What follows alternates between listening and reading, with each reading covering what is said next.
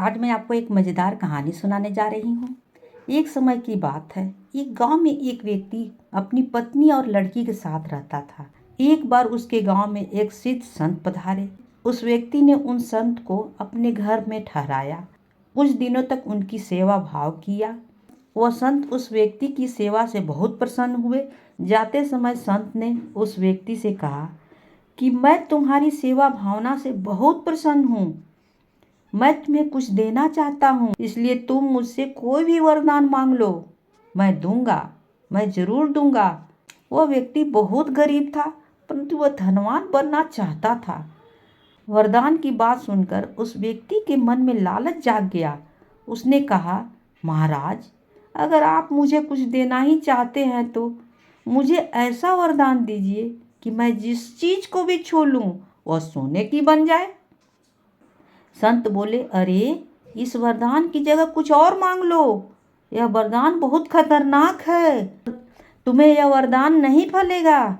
इससे तुम्हें बहुत परेशानी होगी। मैं तुम्हारा भला चाहता हूँ, इसलिए कह रहा हूँ, इसकी जगह कोई और वरदान मांग लो। वह व्यक्ति बोला, महाराज, मुझे तो यही वरदान चाहिए। मैं जल्दी से जल्दी बहुत अमीर बनना चाहता हूँ। अगर आप मुझे कुछ देना ही चाहते हैं तो मुझे यह वरदान दे दीजिए। संत ने उस व्यक्ति को बहुत समझाया, परंतु वो व्यक्ति माना नहीं। अंत में संत ने उसे वरदान दे ही दिया कि तुम जिस वस्तु को छू लोगे वह सोने की बन जाएगी। यह वरदान देकर संत वहां से चले गए। वरदान पाकर वह व्यक्ति बहुत ही खुश हो गया। वरदान का परीक्षण करने के लिए उसने अपनी पास पड़ी किसी चीज को छू कर देखा। वह चीज तुरंत सोने की बन गई। यह देखकर वह व्यक्ति बहुत खुश हो गया। उसने अपने घर की बाहरी दीवार को छू लिया। छूते ही उसके घर की बाहरी दीवार सोने की हो गई। अपनी नई अर्जित शक्तियों से उत्साहित उस व्यक्ति ने हर तरह की चीजों को छूकर शुद्ध सोने में बदलना शुरू कर दिया। उसने अपने घर को छू लिया। छूते ही उसका घर सोने का हो गया। उसने अपना पलंग छू लिया, वो भी सोने का हो गया। उसने अपने घर के सारे बर्तन सोने के बना लिए। जब उसके घर में सोने का बनाने लायक कुछ नहीं बचा तो उसने अपने घर में उगे हुए पेड़ पौधों को छूकर सोने में बदलना शुरू कर दिया। उसके घर में एक विशाल आम का वृक्ष था। उसने उसे छू लिया। उसके छूते ही पूरा वृक्ष तने, डाली, पत्तों और फलों सहित सोने का बन गया। यह सब करते करते जल्दी वह थक गया और उसे भूख लग गई। उसकी पत्नी उसके लिए सोने के थाल में भोजन लेकर आई। उसने जैसे ही खाने के लिए रोटी उठाई, वह रोटी भी सोने की हो गई। यह देखकर वह व्यक्ति घबरा गया। अब उसने खाने के लिए एक फल उठाया, वह फल भी सोने का बन गया। अब उस व्यक्ति को एहसास हुआ कि उसने यह वरदान मांगकर कितनी बड़ी गलती कर दी है। उसे लगा कि अब शायद उसे भूखा ही मरना पड़ेगा। यह सोचकर वह व्यक्ति जोर जोर से रोने लगा। अपनी पति को रोता देखकर उसकी पत्नी उसे सांत्वना देने के लिए उसके पास आई। जैसे ही उसकी पत्नी ने उसे छुआ, वह भी सोने की बन गई। यह देखकर उस व्यक्ति की रूह कांप गई और अब वह जोर जोर से विलाप करने लगा और स्वयं को कोसने लगा। अब उसे उस संत की कही हुई बातों को याद आने लगी। संत ने उसे बहुत समझाया था कि यह वरदान मत मांगो, परंतु वो नहीं माना। अब उसे अपने आप पर पछतावा होने लगा, परंतु अब वह कुछ भी नहीं कर सकता था। उसे इस प्रकार रोता देखकर उसकी लड़की उसके पास आने लगी। यह देखकर वो व्यक्ति जोर जोर से चिल्लाया, मेरे पास मत आओ, नहीं तो तुम भी सोने की बन जाओगी। यह सुनकर उसकी लड़की वहीं ठहर गई। अब उसकी बेटी ने कहा, पिताजी, वह संत अभी हमारे घर से ज्यादा दूर नहीं गए होंगे, उन्हें जाकर ढूंढो। अब वही हमारे इस कष्ट को दूर कर सकते हैं। बेटी की बात सुनकर वह व्यक्ति तुरंत उस संत के ढूंढने निकल पड़ा। सारे दिन वह उस संत को ढूंढता रहा।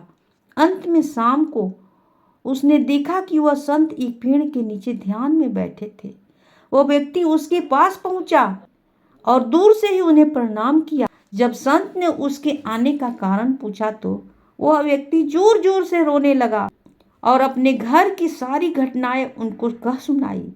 संत बोले, बेटा, मैंने तो तुम्हें पहले ही कहा था यह वरदान बहुत खतरनाक है, इसकी जगह कुछ और मांग लो, परंतु तुम नहीं माने और लालच के वंशीभूत होकर तुमने मुझसे यह वरदान मांग लिया। वह व्यक्ति बोला, महाराज, मुझे क्षमा कर दीजिए, मैं जल्दी में धनवान बनना चाहता था, इसलिए लालच में आकर मैंने कुछ बिना सोचे समझे आपसे यह वरदान मांग लिया। इस वरदान के कारण मेरी पत्नी सोने की बन गई और मैं कुछ भोजन भी नहीं कर पा रहा हूँ, क्योंकि मेरे छूने से सब कुछ सोने का बन जा रहा है।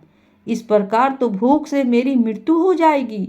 मुझे अब यह वरदान नहीं चाहिए, कृपया आप इसे वापस ले लीजिए। संत मुस्कुराए और बोले, तुम्हें अपनी गलती का एहसास हो गया, परंतु तुमने एक बहुत बड़ा अच्छा अवसर गंवा दिया। तुम वरदान में मुझसे कुछ ऐसा मांग सकते थे जिससे तुम अपना और सबका भला कर सकते थे। अब मैं अपना वरदान वापस लेता हूँ। अब तुम पहले की तरह इस तरह एक साधारण व्यक्ति बन जाओगे और तुम्हारे स्पर्श शक्ति खत्म हो जाएगी और अब तक तुमने जो कुछ भी सोने का बनाया है वह सब कुछ पहले जैसा हो जाएगा। यह कहकर वह संत पुनः ध्यान में बैठ गए। संत की बात सुनकर उस व्यक्ति को संतोष मिला और उसने अपने पास पड़े पत्थर को छू कर देखा।